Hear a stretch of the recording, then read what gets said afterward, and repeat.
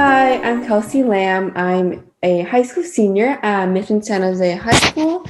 I'm interested in majoring in computer science, and I am the research intern at the SciTech lab. Today, I'm going to be presenting about my face mask recognition workflow. So here's just an overview of what I'll be covering. First, I'll be going over the project goals, and then each machine learning workflow step. And finally, I'll be wrapping it up with the results and future improvements. So the face mask detection workflow is essentially just a workflow that is able to detect face coverings on people.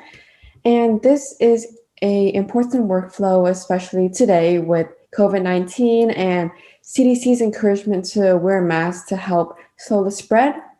And in order to determine what percentage of a certain population is really following this guideline, we can set up a camera that takes pictures of people at crowded and public places periodically, and then run these images into the workflow to identify if people are actually wearing their mask or not.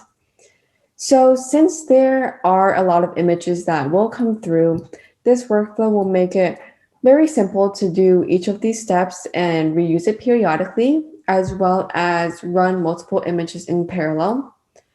And additionally, with the help of Pegasus, it can find the most efficient way to use all of the computer sources available. And here is just a simple overview of each of the steps. First, we have data acquisition, and then data split, data preprocessing, hyperparameter optimization, and then model training, evaluate the model, and inference. So the first step is data acquisition, and in this step, we just have to gather our data. So we downloaded the data from an open source on Kaggle, and this data set just has a variety of images of people either wearing their mask, not wearing their mask, or wearing a mask incorrectly. And then once we have our data, we add it to the replica catalog, which tells Pegasus where it has to find all of the input files that it needs. So at the bottom here is a snippet of the code where we added our data to the replica catalog. And once we have all of the data that we need, we can learn about the distribution of the classes by adding a distribution plot job as seen at the bottom. And the results we get, or the output we get from this, is the graph on the right. And as you can see, our data is pretty unbalanced. We have a lot more images of people wearing their mask correctly compared to people wearing their mask incorrectly or not wearing a mask at all. And so we have to account this finding for later on when we look at the final results. Now, to perform a statistically sound experiment, we split our data into 3 groups, 70% in training, 10% validation, and 20% for testing. And by doing so, we can verify how well our model is performing by training the model on the training set and then verifying its performance on the test set. And then with the validation set, we use it to tune hyperparameters and avoid overfitting. And next is data pre-processing. So since data comes from all sorts of sources, and in order to make them all uniform and consistent, we have to convert the data to a common format. And we can do so by adding jobs to standardize the data, which just rescales the data so they all have a mean of 0 and standard deviation of 1. And on top of that, we also added Gaussian noise, which alters the pixels in the images so it becomes more robust and then allows us to increase the number of training images we can use. So on the right here at the top is the original image, and on the bottom here is the same image but with the Gaussian noise. Next is hyperparameter optimization. And in this step, we use Optuna, which is a automatic hyperparameter optimization software framework for machine learning. And with Optuna, we were able to create a study, as shown here, to find the best parameters.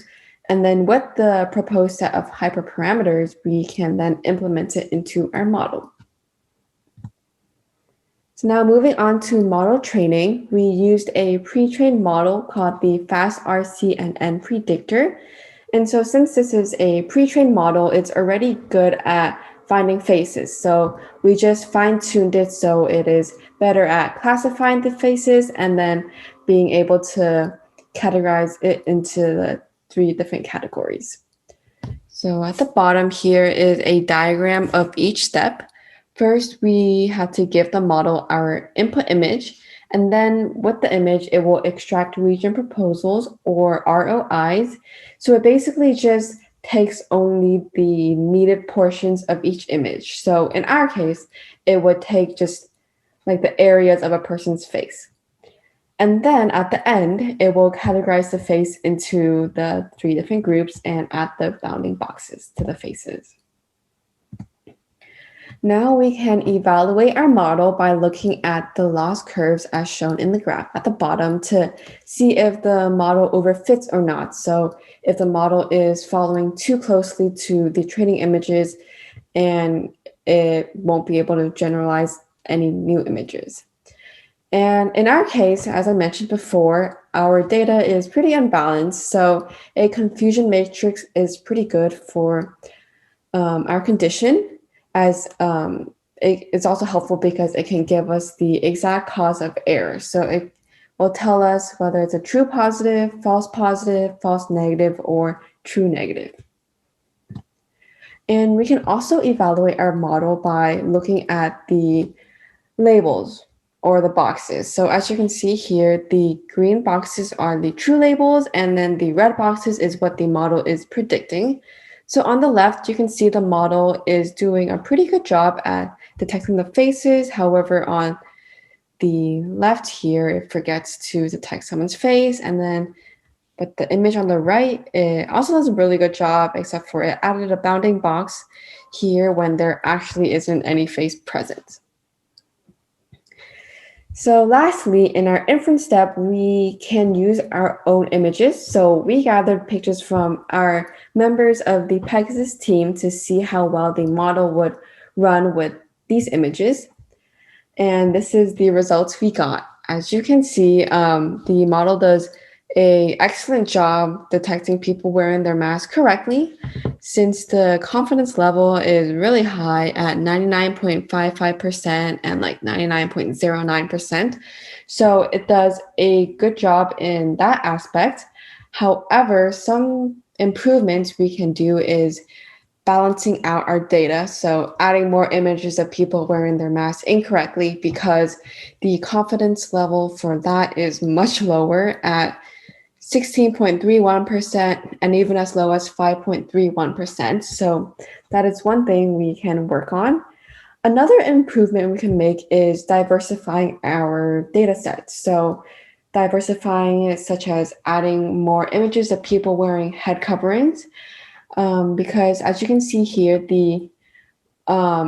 it's not used to seeing images of people having a head covering like hats. So it gets confused and thinks the hat is another face. As you can see, it detects the hat as a face here. So that is something we can improve on. So balancing and diversifying our data would help it be a lot more accurate. And yeah, that is the end of my presentation. Thank you so much for listening. And since I'm not here to do a live Q&A, I have my email address on the slide. So feel free to ask me any questions if you have, and I would love to be able to answer and get back to you. So yeah, thank you. Bye.